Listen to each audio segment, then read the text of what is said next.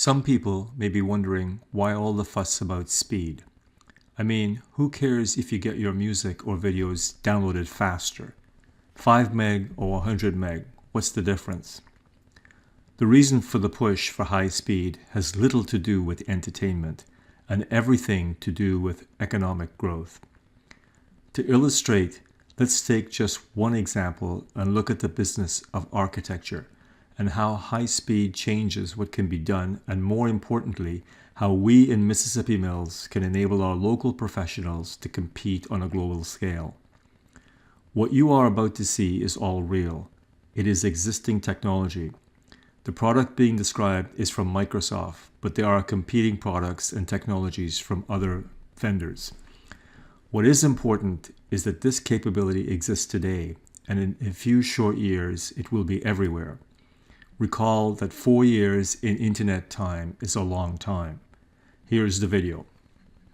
Thing that we can do for architects is really give them much higher confidence around decision making. One way we can do that is we can allow them to literally immerse themselves in the scene that they're building and see street side how the building's going to look. Visualizing design data in the context of a real environment is a much better way to make sure the design is implemented correctly on site. Microsoft HoloLens allows you to collaborate with somebody regardless of distance, like they were there. Hello there. Hey, Igor, where they're trying to put this door, there's a beam behind here. I'm looking at this beam. We're interacting with it about a problem that we can see and being able to solve that problem with all the data that we need in front of us in real time. My gray hair says I've been doing this for a while. I've seen a lot of these new things come and go. And I expect in 5 years, we'll all be interacting with the world with this kind of technology. The example we just saw focused on architects, but the same is true for other professionals like engineers, accountants, medical professionals. The high-speed internet and the technologies built on it removes the impediment that distance brings. Distance no longer matters. Your co-workers can be across the aisle or across the ocean. Local entrepreneurs can bid for contracts right across the globe. Local businesses can sell their services worldwide and compete on a more level playing field. How does building a big data pipe, which is what the high-speed internet is, how does that improve our local economy? Imagine highly trained professionals like engineers, radiologists, software developers, all being able to work in our community.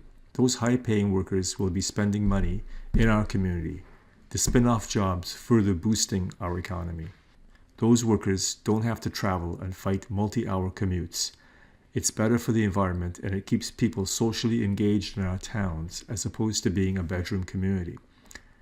It results in a better community. A big pipe means a more desirable community, and that makes our real estate more valuable. Higher paying jobs, more jobs, the ability to attract more people to live here, a wider tax base. These are some of the economic benefits. The Community and Economic Development Committee gave us the task to analyze the current environment. We feel the fact that our rural residents receive just 5% of the capacity of urban residents is an impediment to our economic growth. The Broadband Working Group is developing a multi-year plan for upgrading our internet capabilities. The major milestones of this plan are being worked out. The Broadband Working Group will deliver to Council for its consideration what we are calling the Playbook. The Playbook describes our strategy to the year 2020 and defines a series of milestones.